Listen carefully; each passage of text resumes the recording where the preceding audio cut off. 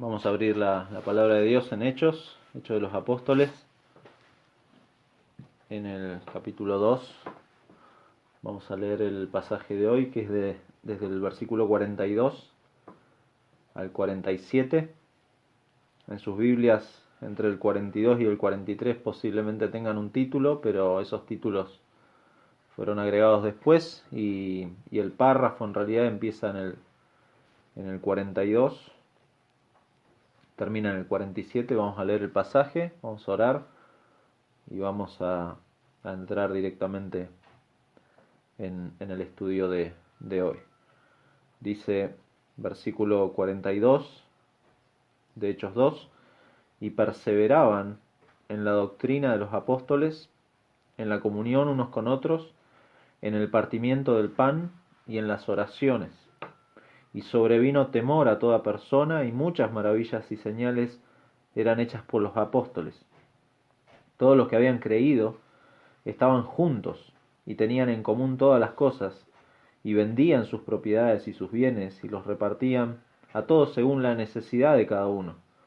Y perseverando unánimes cada día en el templo y partiendo el pan en las casas, comían juntos con alegría y sencillez de corazón, alabando a Dios y teniendo favor con todo el pueblo.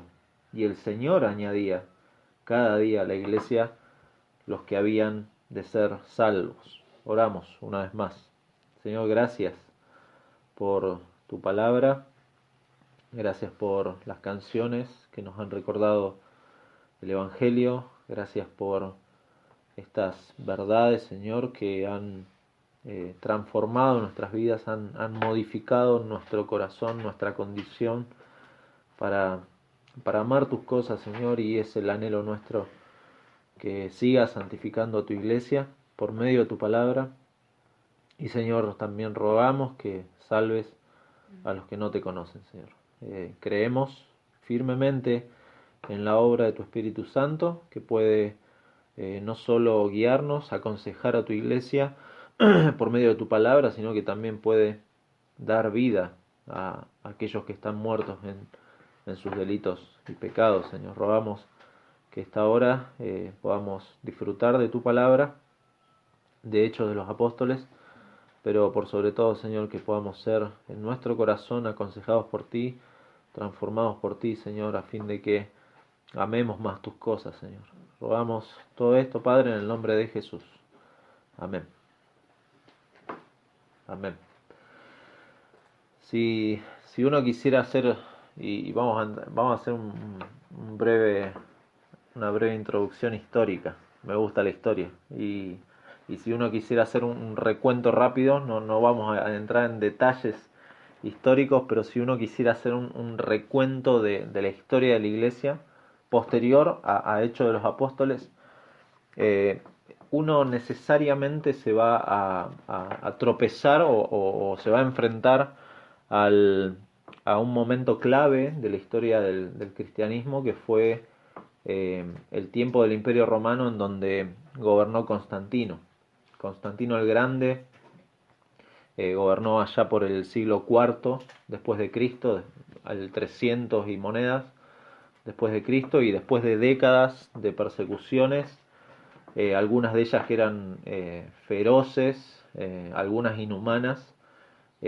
Con Constantino llegó como una bonanza a los cristianos, como un tiempo en donde la iglesia pasó de ser un movimiento ilegal, un movimiento de catacumbas, pasó a ser aceptada y oficializada por el Imperio Romano. Esto provocó no solamente que hubiera obviamente paz y libertad para predicar el Evangelio, sino también empezó una época en donde se generó como una influencia del Estado hacia la iglesia. Siglo tras siglo empezó esto a hacer mella en el mismo corazón de la iglesia. Como dijimos, no vamos a entrar obviamente en detalles de la historia, pero si uno quisiera entender la iglesia, el estado de la iglesia hoy y cómo las diferentes denominaciones y cómo las diferentes corrientes del cristianismo han llegado a lo que hoy es necesita meterse un poquito en la historia. Muchas veces no entendemos por qué hacemos lo que hacemos o por qué las cosas se han dado de diferentes maneras, porque no hemos hecho caso y no hemos prestado atención a la historia. Y la historia nos enseña muchísimo cómo ha ido creciendo el cristianismo a lo largo de los continentes, cómo ha crecido a la vista humana, ¿no?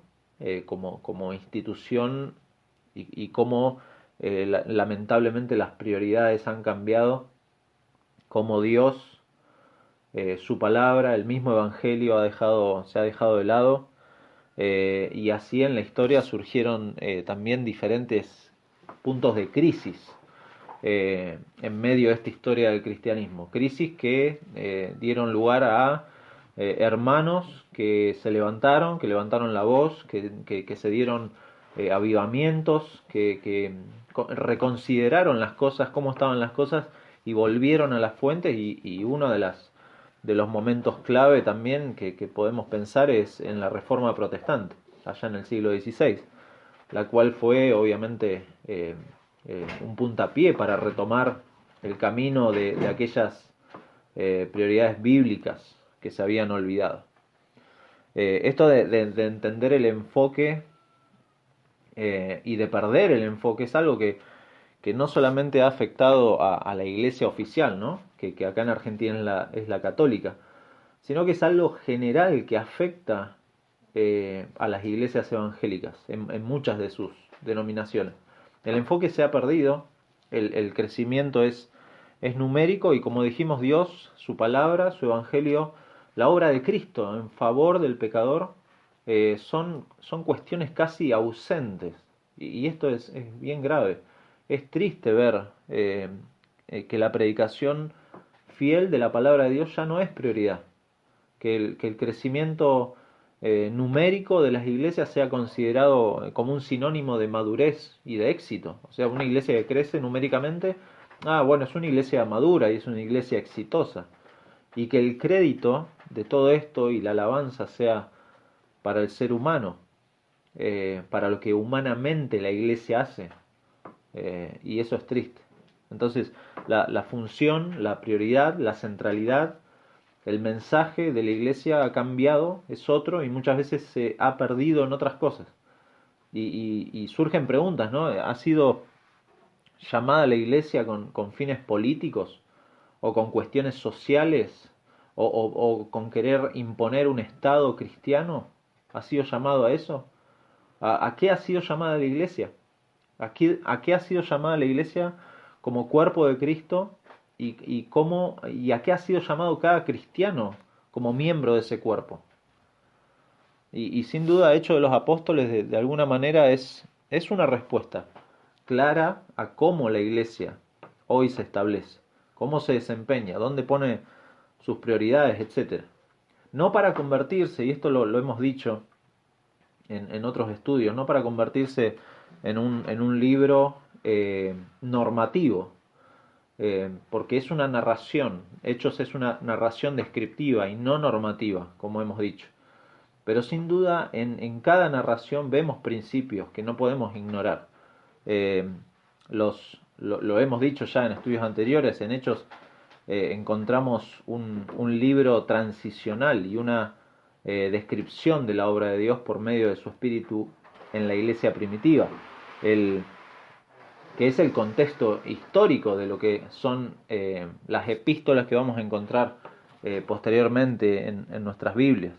El objetivo de Lucas, el historiador que le escribe a Teófilo este tratado a fin de mostrarle el Cristo resucitado, Eduardo nos leyó Lucas y justamente ese es el final del primer tratado y ahora estamos leyendo el segundo tratado y Lucas ha hecho una descripción tremenda del Cristo resucitado, del Cristo exaltado que ahora está guiando a la iglesia, que le ha dado el poder por medio de la presencia del Espíritu Santo, les ha dado el coraje para predicar el Evangelio fielmente y sin temor, pero también transformando a estos discípulos para tener prioridades claras, para tener un crecimiento genuino y para obviamente tener la presencia de Dios permanente en medio de ellos, en todo lo que la iglesia hace, puesto que Cristo es la cabeza de la iglesia, quien preserva a la iglesia a lo largo de la historia. Más allá de los eventos históricos, es Cristo el que ha preservado, el que ha llamado, el que ha salvado a los verdaderos cristianos. Así que llegamos al final de una introducción que hace Lucas desde el capítulo 1 y se va a extender hasta este final del 2:47. Hemos visto el contexto inmediato, cómo se dieron las consecuencias del primer discurso de Pedro, donde explicó a los oyentes acerca de las cosas que habían visto, que habían oído acerca de la venida del Espíritu Santo. Lo hemos visto. La gente empezó a escuchar que hablaban en otros idiomas y estaba confundida, y Pedro da su primer discurso. Pero fundamentalmente Pedro lo que va a hacer es explicar que estas cosas están sucediendo porque se están cumpliendo profecías del Señor. Se está cumpliendo la palabra del Señor y son los últimos tiempos a partir de la encarnación, del ministerio, de la muerte, de la resurrección, de la ascensión de Jesucristo. Todo esto es el contexto, y vimos también la adecuada respuesta al Evangelio. El relato del arrepentimiento, el relato de la conversión de miles, aquel día que Pedro dio su discurso, y hoy entonces concluye la introducción con este resumen necesario para describir justamente la identidad y el ministerio de la iglesia.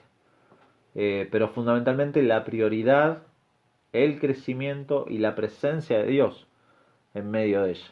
Y esos son los puntos que veremos en el pasaje de hoy. Las prioridades de la iglesia, el versículo 42, el testimonio de la iglesia, versículo 43, la vida de la iglesia, versículos 44 y 45, y finalmente la comunión y la presencia de Dios en medio de la iglesia, versículos 46 y 47. Vayamos entonces el primer encabezado que dijimos, las prioridades de la iglesia, versículo 42 solamente, que nos dice: y perseveraban en la doctrina de los apóstoles, en la comunión unos con otros, en el partimiento del pan y en las oraciones. Los miles de nuevos creyentes, versículo 41, nos dice que se añadieron aquel día como 3.000 personas. Se nos dice ahora que perseveraban, se dedicaban continuamente a estas cosas que va a describir. Pero el verbo es muy interesante porque tiene un sentido de devoción. Lo que hacían no era simplemente que no dejaban de hacer una actividad, no era que simplemente se reunían. Nos reunimos todos los domingos y perseveramos en reunirnos todos los domingos. Nos reunimos todos los miércoles a orar y perseveramos en eso, en hacer, en orar todos juntos los días miércoles. No está hablando de una actividad solamente, sino que la iglesia se dedicaba en forma piadosa. Había una devoción en estas cosas que hacían, amaban hacer estas cosas y por eso perseveraban. El mismo verbo Lucas lo va a usar en el capítulo 6, ahí en Hechos, versículo 4, cuando se eligen diáconos. Hay un problema en la iglesia, ahí hay gente que necesita ser atendida, las mujeres, las viudas necesitan ser atendidas, y los apóstoles no podían estar en todas las cosas. Y en el versículo 4 del capítulo 6 le dice: y nosotros persistiremos en la oración y en el ministerio de la palabra. Ese persistir es ese sentido, el sentido de perseverar, pero con devoción, con un amor hacia lo que están haciendo, una forma piadosa. Pablo lo va a usar ese mismo verbo en Colosenses, y ahí podemos verlo quizá con más claridad. Colosenses capítulo 4, versículo 2, versículo 1 le dice: amos, haced lo que es justo y recto con vuestros siervos, sabiendo que también vosotros tenéis un amo en los cielos. Perseverad en la oración, velando en ella con acción de gracias. Perseverad, ese es el verbo. Estas son las prioridades de la iglesia no como una actividad solamente en el calendario, sino como esto forma parte del ADN de la iglesia. Se da por sentado que el cristiano persevera en estas cosas y lucha con devoción para no apartarse de estas prioridades. No que el cristiano, y esto es válido aclararlo, no que el cristiano es cristiano por hacer estas cosas, sino que el cristiano es una persona que Cristo ha cambiado su corazón, ha cambiado sus afectos, ha dejado de ser aquel pecador que amaba las cosas del mundo para pasar a ser un pecador redimido que ama ahora las cosas de Dios y ha cambiado su corazón hacia estas cosas. Por eso persevera. ¿Por qué? Porque ahora ama las cosas de Dios de una manera irresistible, de una forma que no era común cuando antes vivía en sus pecados. Como dijimos al principio, vivimos en una época de confusión, eh, una época en donde hay muchos lugares que se denominan parte de la iglesia cristiana, pero no perseveran en estas cosas, no las tienen como prioridad y no son de interés, no hay interés en esto. No tanto del cristiano en particular, ¿sí? Pues no vamos a entrar en la vida particular del cristiano y de su testimonio, sino corporativamente, como iglesia, como cuerpo de Cristo, como la iglesia cuando se reúne en comunión. No hay un interés, no tienen estas prioridades. Y hay casos en donde sí perseveran en hacer cosas, muchas cosas. Y entonces se confunde la identidad del cristiano con un activismo vacío que no tiene devoción, ni hay amor al Señor en las cosas que hace. Por eso estos hermanos perseveraban con devoción, con amor. No es que lo hacían como una actividad más. Nos dice el pasaje que en lo primero que perseveraban era en la doctrina de los apóstoles, en el contenido de la enseñanza de los apóstoles. Principalmente ya lo hemos visto en el discurso de Pedro. Pedro ha dado un discurso y el Evangelio es central en dicha enseñanza. Entonces el Evangelio es el punto central del mensaje de la doctrina de los apóstoles. Ahí está, Pablo le va a escribir a la iglesia, a los Corintios, en 1 Corintios 1, versículo 18, y les va a decir, porque la palabra de la cruz es locura a los que se pierden, pero a los que se salvan, esto es a nosotros, es poder de Dios. Es poder de Dios. Y más adelante, versículo 21, dice, pues ya que en la sabiduría de Dios el mundo no conoció a Dios mediante la sabiduría, agradó a Dios salvar a los creyentes por la locura de la predicación. Porque los judíos piden señales y los griegos buscan sabiduría, pero nosotros predicamos a Cristo crucificado. Para los judíos ciertamente tropezadero y para los gentiles locura, mas para los llamados, así judíos como griegos, Cristo, poder de Dios y sabiduría de Dios. Ese es el mensaje del. Más adelante le va a decir ahí mismo en 1 Corintios, capítulo 2, versículo 1, así que hermanos, cuando fui a vosotros para anunciaros el testimonio de Dios, no fui con excelencia de palabras o de sabiduría, pues me propuse no saber entre vosotros cosa alguna, y ahí está el mensaje del Evangelio, sino a Jesucristo, y a este crucificado. Y estuve entre vosotros con debilidad y mucho temor y temblor, y ni mi palabra ni mi predicación fue con palabras persuasivas de humana sabiduría, sino con demostración del Espíritu y de poder, para que vuestra fe no esté fundada en la sabiduría de los hombres, sino en el poder de Dios. ¿Cuál es ese poder de Dios? Bueno, lo dijo en el versículo 18, pero a los que se salvan, esto es a nosotros, es poder de Dios. ¿Qué cosa? La palabra de la cruz. Ese es el mensaje central y el apóstol Juan también, contundente, el apóstol Juan en segunda de Juan, es un solo capítulo, versículos 9 y 10, dice, cualquiera que se extravía y no persevera en la doctrina de Cristo no tiene a Dios, El que persevera en la doctrina de Cristo, ese sí tiene al Padre y al Hijo. Si alguno viene a vosotros y no trae esta doctrina, no lo recibáis en casa, ni le digáis bienvenido. Contundente el apóstol Juan. ¿Por qué? Porque este es el mensaje. Ellos perseveraban en la doctrina de los apóstoles y a partir de este punto podríamos hacer un estudio aparte realmente de este tema que es claro para la iglesia actual, y es el hecho de cómo la doctrina, cómo la enseñanza bíblica, cómo la teología es marginada por cuestiones secundarias que no apuntan al problema de fondo, no apuntan que tiene el problema que tiene el ser humano, que es la condición de pecado del ser humano, quién es Dios, qué es el Evangelio. Temas que son fundamentales, cosas que hacen a la identidad del cristiano. Son fundamentales. Esto es, y ellos perseveraban en eso. No vamos a extendernos en esto, simplemente decir que para la iglesia esto es prioridad. Como es prioridad el siguiente punto, dice que perseveran también en la comunión unos con otros. Pablo es enfático también en esto en sus cartas, en todas las cartas, lo hemos visto en los estudios con Eduardo de Efesios, pero es interesante, Filipenses capítulo 2 le dice acerca de esta comunión,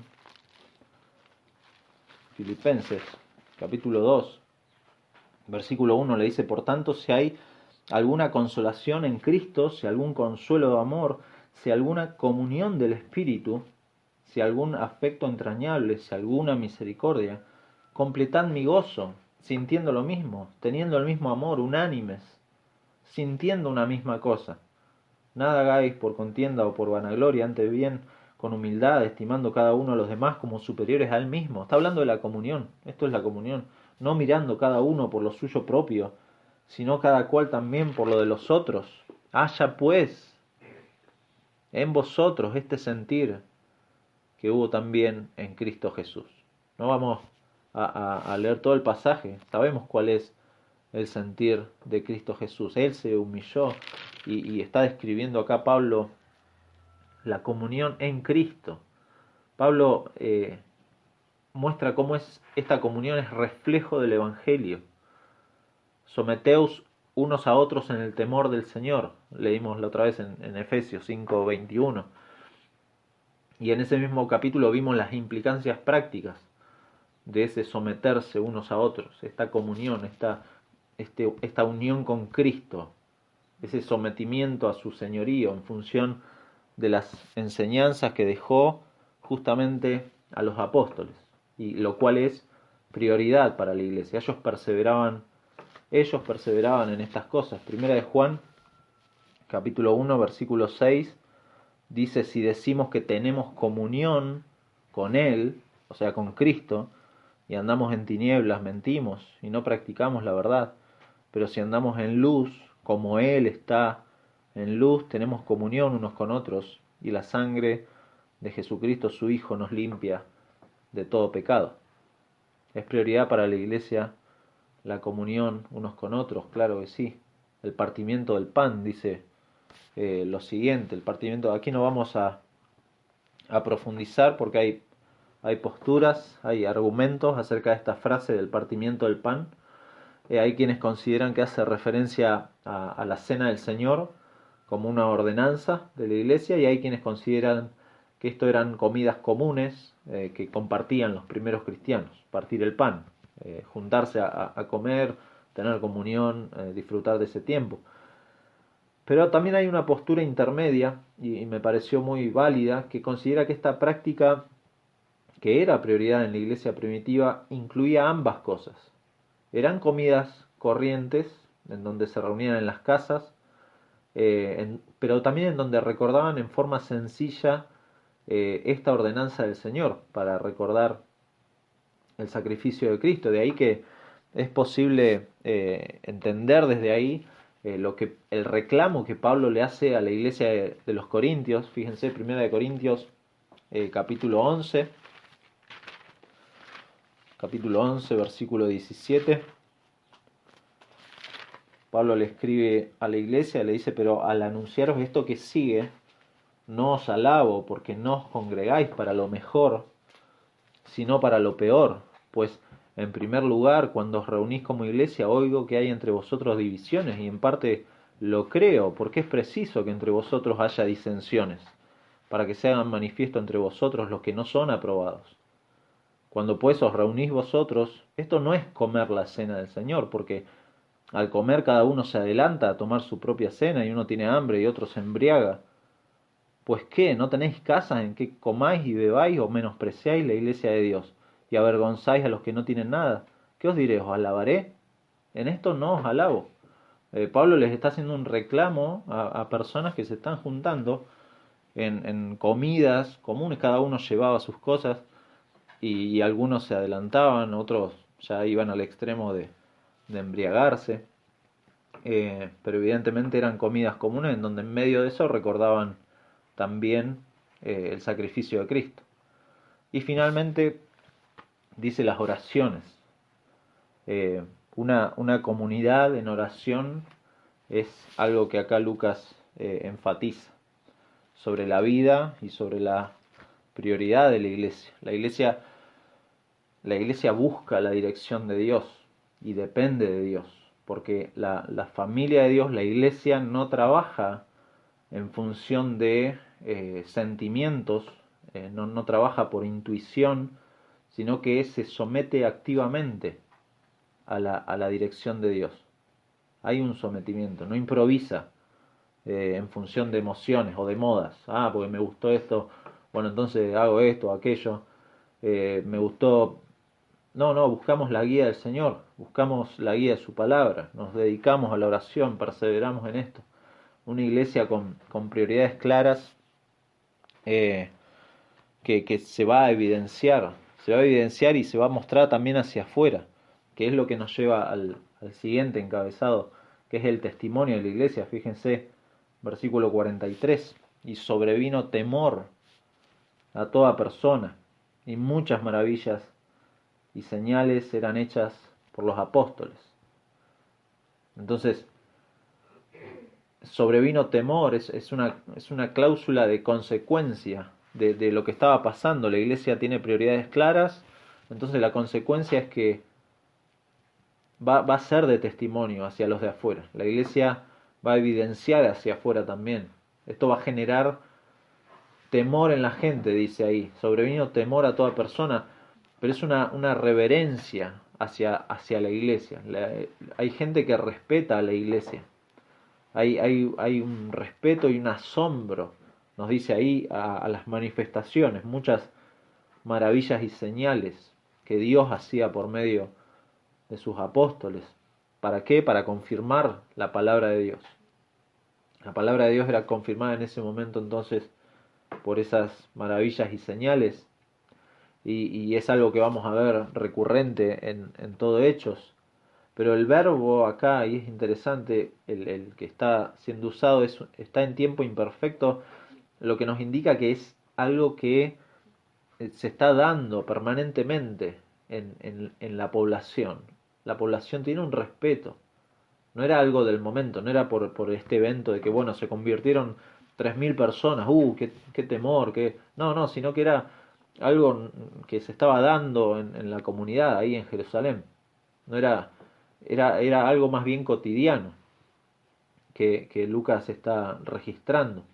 Eh, Está haciendo como un resumen de las actividades, y Lucas está diciendo, también había esto, había este sentir.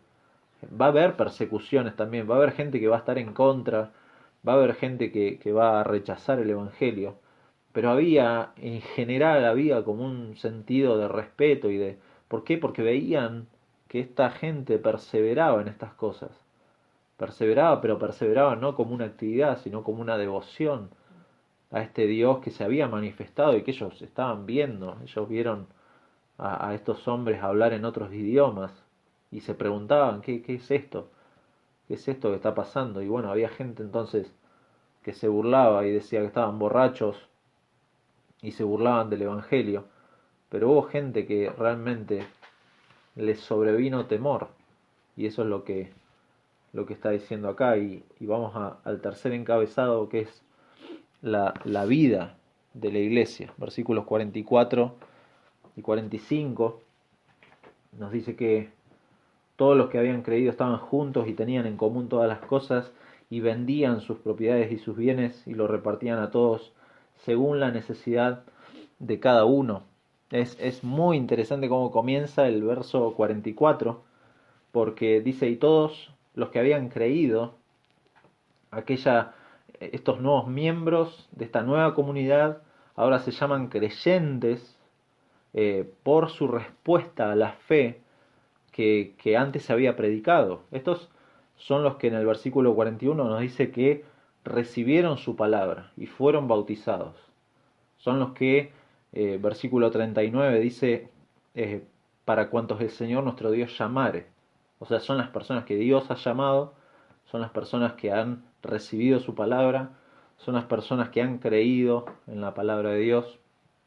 Y estas personas ahora dan evidencia de esa fe genuina con una perseverancia en cosas prioritarias y en la vida de la iglesia. Eso es lo que está mostrando, esta expresión de estar juntos nos recuerda el sentido de unanimidad que vemos en el capítulo 1, versículo 15, dice, en aquellos días Pedro se levantó en medio de los hermanos y los reunidos eran como 120 en número. Estaban juntos, estaban reunidos. Capítulo 2, versículo 1 dice, cuando llegó el día de Pentecostés, estaban todos unánimes juntos. Hay un sentido de unidad, hay un sentido de unanimidad, y esto sigue siendo así. Hay un énfasis en la unidad de la iglesia, y acá es algo importante marcar, que no es que estaban todos amuchados en un solo lugar. ¿Sí? Porque muchas veces se lee esto, que estaban todos juntos, bueno, nos imaginamos, decimos estaban en un solo lugar, todos amuchados, todos juntos, y bueno, y vendían todo, y estaban como todos hacinados en un solo lugar. A veces pensamos eso, pero no era así.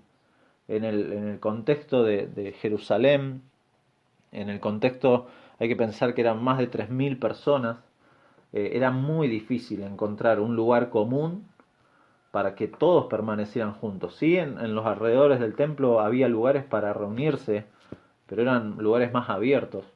Pero para convivir juntos existían las casas, existían las casas de familia, pero es un sentido de esto de estar juntos, no es de estar juntos solamente físicamente, sino que había una unanimidad. ¿Por qué? Porque perseveraban, lo que dijimos al principio, perseveraban en la doctrina, perseveraban en la oración, perseveraban en la comunión.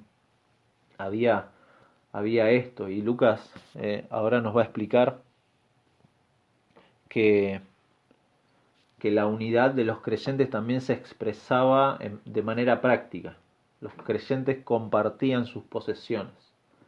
Y aquí hay un principio clave en el sentido del desprendimiento material y de ver la necesidad en el otro. Como hemos dicho, esta acción no es normativa en la narrativa de hechos. Esto es importante siempre aclararlo, porque muchas veces se lee algo así y dice, bueno, entonces hay que vender todo y hay que compartir todo. Y se genera como una confusión acá que vamos a aclarar. Lo que está haciendo es darnos una descripción de lo que pasaba con los creyentes. Si vamos a Efesios capítulo 4, Efesios 4, versículo 28, hay un consejo. Cristo ha hecho algo en el cristiano, y en el versículo 28 Pablo aconseja a la iglesia y le dice, el que hurtaba no hurte más, sino trabaje haciendo con sus manos lo que es bueno, para que tenga que compartir con el que padece necesidad. Es algo obvio, o sea, si veo a alguien en necesidad, a un hermano en necesidad, Santiago va a decir lo mismo. ¿Cómo vamos a cerrar nuestro corazón? Tengo que compartir. Primera de Juan, capítulo 3.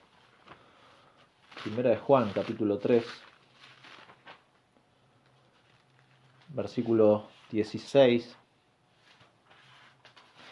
dice: en esto hemos conocido el amor, en que Él, Cristo, puso su vida por nosotros. También nosotros debemos poner nuestras vidas por los hermanos.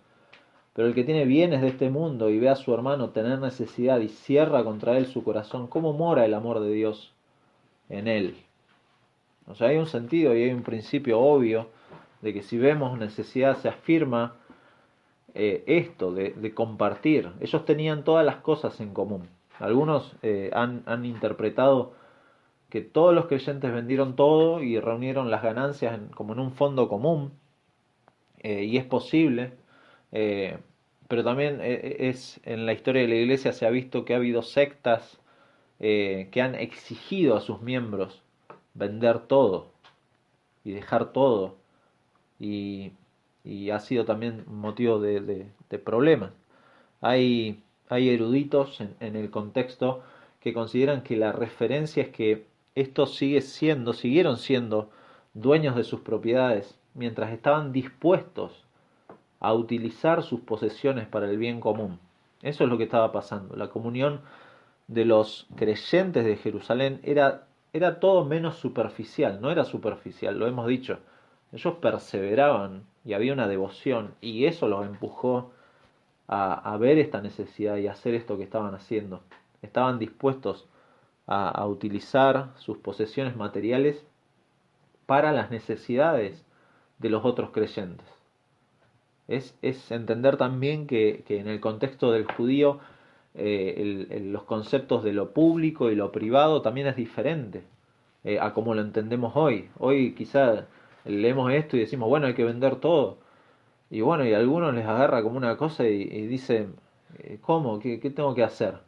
Eh, pero para el judío el concepto que tenía de lo público y lo privado es muy diferente. No vamos a entrar en detalles de eso, pero era muy diferente.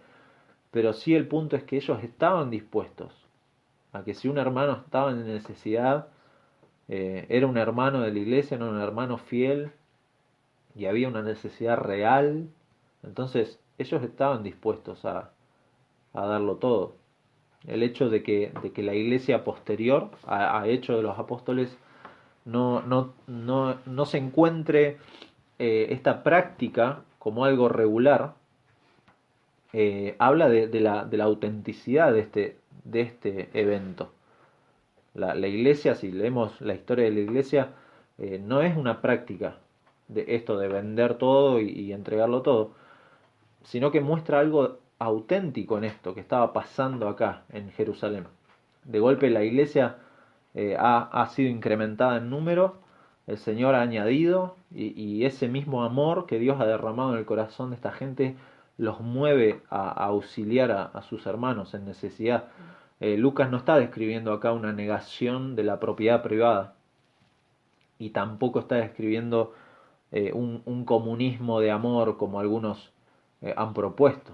Algunos han tomado este pasaje y dicen, bueno, el cristianismo es comunismo. No, nada que ver, lejos de eso. Recordemos que estamos alrededor de las fiestas judías, de la visita de gran cantidad de prosélitos de todos lados, muchos de ellos que no volvieron inmediatamente a sus destinos originales, sino que se mantuvieron ahí conviviendo con los creyentes. Y era lógico que surgieran necesidades, como las que van a aparecer, las mencionamos recién en el capítulo 6. Hay viudas que van a tener necesidad, y va a surgir este problema de las viudas de los judíos, de las viudas de los griegos, y entonces va a haber que organizarse y organizar diáconos. También tenemos que considerar el contexto del Imperio Romano, y algunos han propuesto que también existió la posibilidad de que los cristianos fueran rechazados o marginados, algunos cayendo en la pobreza a causa de su fe. Hay un pasaje muy interesante, Hebreos 10:34, dice que los cristianos sufrieron con gozo el despojo de sus bienes. Algunos cristianos sufrieron el despojo de sus bienes por causa de la fe. Entonces es lógico pensar que los primeros cristianos se hayan movido en este sentido. Otros hablan de la expectativa del regreso del Señor, del regreso inminente. Ellos lo tenían presente a eso y decían, bueno, no me importa nada, vendo todo para ayudar a mis hermanos. Pero el punto del pasaje es cómo el amor de Dios entre ellos se manifestó y fue evidente a todos. Y por sobre todo debemos hacer énfasis en este último encabezado, que es la comunión y la presencia de Dios en medio de la iglesia. Una vez más, como a modo de inclusio, a modo de sándwich, con el versículo 42, dice el versículo 46, y perseverando unánimes cada día. Vemos que la perseverancia de los creyentes, unánimes cada día, una práctica que se desarrollaba en el templo como punto de reunión, pero que también se manifestaba más allá del recinto del templo, también se daba, dice, y partiendo el pan en las casas, o sea, en las casas también pasaba esto. Aquí es importante aclarar que Lucas no está hablando de reuniones diarias en el templo, a una determinada hora. No es que se mandaban un WhatsApp y decían, bueno, vamos a tal hora a reunirnos en el templo todos los días. Y todos los días vamos a partir el pan. No, era algo que ellos perseveraban, era algo natural en ellos. Ellos estaban ahí. Claro que tenían tiempos de enseñanza, de adoración congregacional, pero toda la estructura de este texto muestra esto de estar juntos, de compartir juntos, de estar atentos a las necesidades de todos, de dar gloria a Dios en cada detalle de la vida de la comunidad, de esta nueva comunidad de cristianos.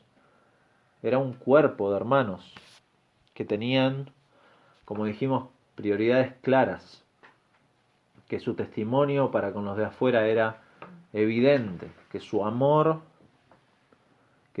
para con sus hermanos era genuino. Tenían, nos dice ahí el texto, tenían alegría, tenían sencillez de corazón. Es muy llamativo esa frase que usa Lucas ahí.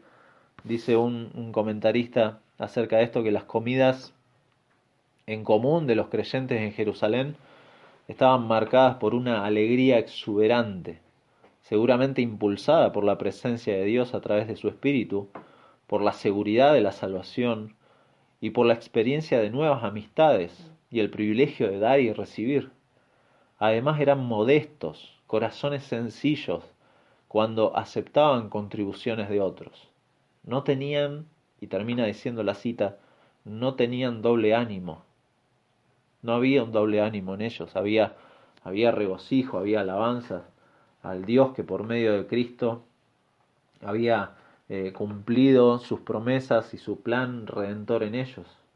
Y se repite el hecho de que el pueblo no creyente los respetaba, los consideraba. Fíjense, versículo 47, alabando a Dios y teniendo favor con todo el pueblo. Aquel asombro, aquel temor que vimos en el versículo 43 es ahora enfatizado con esta frase de favor. Literalmente es gracia. Gracia con todo el pueblo, eran estimados, eran vistos por todos.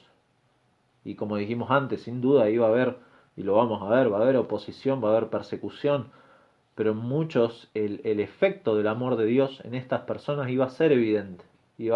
La predicación del Evangelio iba a ser algo permanente, lo vamos a ver en todo Hecho de los Apóstoles, y este favor con el pueblo es como que les daría autoridad para hablar a otros.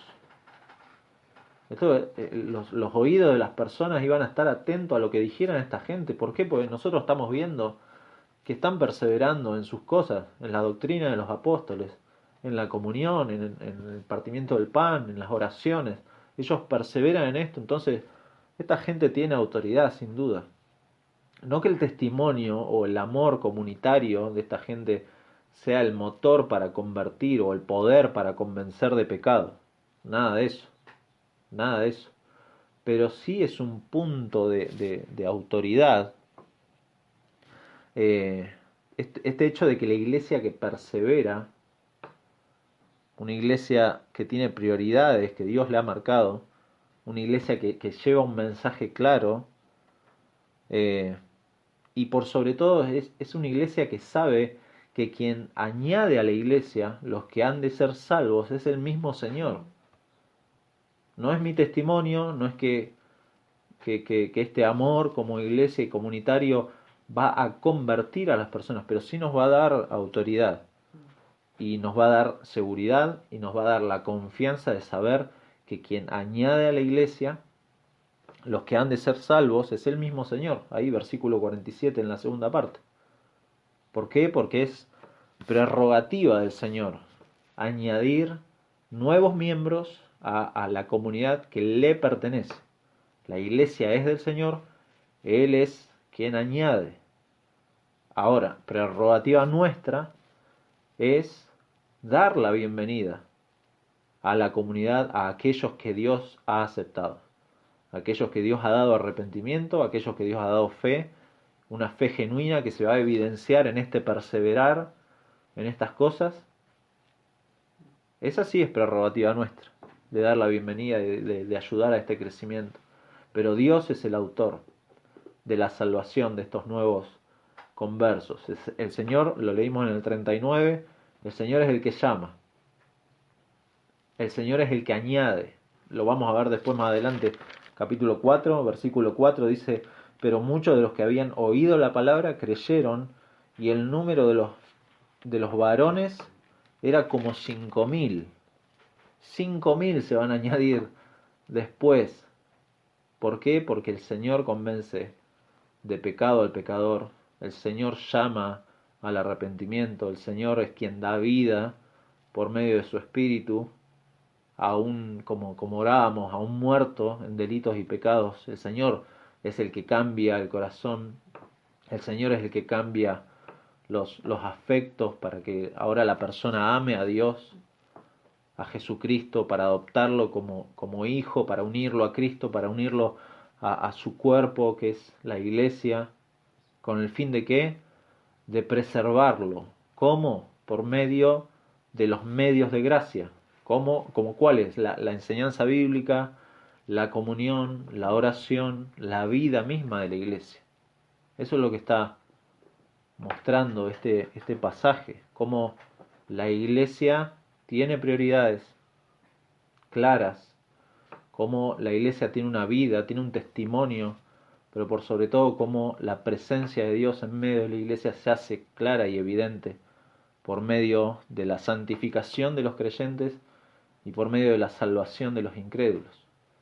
Quisiera terminar leyendo un pasaje, segunda de Tesalonicenses, capítulo 2, segunda de Tesalonicenses, capítulo 2, versículo 13. Pablo se está despidiendo de los tesalonicenses, una iglesia que Pablo ama, es especial y le dice, pero nosotros debemos dar siempre gracias a Dios respecto a vosotros, hermanos amados por el Señor, de que Dios os haya escogido desde el principio para salvación, mediante la santificación por el Espíritu y la fe en la verdad, a lo cual os llamó mediante nuestro Evangelio para alcanzar la gloria de nuestro Señor Jesucristo. Así que, hermanos, estad firmes y retened la doctrina que habéis aprendido, sea por palabra o por carta nuestra, y el mismo Jesucristo, Señor nuestro y Dios nuestro Padre, el cual nos amó y nos dio consolación eterna y buena esperanza por gracia, conforte vuestros corazones y os confirme en toda buena palabra y obra. Oramos por nosotros y Pablo da gracias por esos creyentes, oramos por los creyentes y oramos por aquellos que no han venido a Cristo, que sean movidos al arrepentimiento por nuestro Dios, nuestro Padre, por medio del Espíritu Santo, que les dé vida y que abra sus ojos para ver a Cristo. ¿Por qué? Porque es esa la forma, el primer el primer golpe que un incrédulo necesita, ver a Cristo. Y después el Señor es quien nos preserva y nos hace perseverar en estas cosas que hemos visto. ¿Por qué? Porque la iglesia tiene prioridades bien claras en función del Evangelio, de lo que Cristo ha hecho por cada uno de nosotros. Vamos a orar para terminar. Señor, gracias. Gracias de nuevo por tu palabra y gracias por estos relatos tan claros de tu poder obrando en hermanos nuestros. Y gracias porque hay principios claros, Señor, en tu palabra. Rogamos que nos ayudes a perseverar con devoción, con amor hacia tus cosas, Señor, y sepamos disfrutar y predicarnos el Evangelio una vez más, Señor, porque es en el Evangelio que vamos a entender una vez más tu justicia y tu amor, Señor, para con nosotros. Señor, rogamos que también este mensaje no solo nos haga perseverar a nosotros, sino que nos movilice desde el corazón, desde ese corazón que ahora ama tus cosas, nos movilice a tener un testimonio claro hacia afuera, Señor, pero también un testimonio hacia nuestros hermanos, Señor, de ser eh, ayudadores, Señor, en medio de la necesidad que estén pasando, Señor. Gracias porque es tu poder, en definitiva, en lo que nos apoyamos. Es en el poder de tu Evangelio, en la obra de Cristo, Señor, y en el poder que tienes solamente tú por medio de tu Espíritu de dar vida y de añadir nuevas personas a tu iglesia, Señor. Descansamos en eso y en esa seguridad, Señor, nos movemos hacia adelante, buscando predicar tu Evangelio, buscando dar testimonio, Señor, sabiendo de que estás pronto a venir a buscarnos, Señor, y anhelamos ese reencuentro, anhelamos que todo esto termine, que el mal que nos acecha termine, Señor, pero mientras tanto, Padre, danos el coraje, danos la fuerza para solamente darte la gloria a ti y ser agradecidos por medio de esta predicación del Evangelio, Señor. Gracias por esta mañana, bendice a mis hermanos, cuídalos, Señor, guárdalos en esta semana. Te lo pedimos en el nombre de Jesús. Amén.